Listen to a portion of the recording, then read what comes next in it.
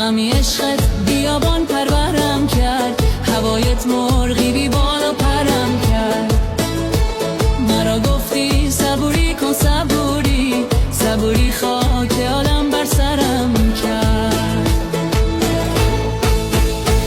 الا ای دل بری من، دل بری من، تو که دوری می سوزه جگری من. الا ای یاری جانی، یاری جانی، دوباره بار نمیگرده جوانی.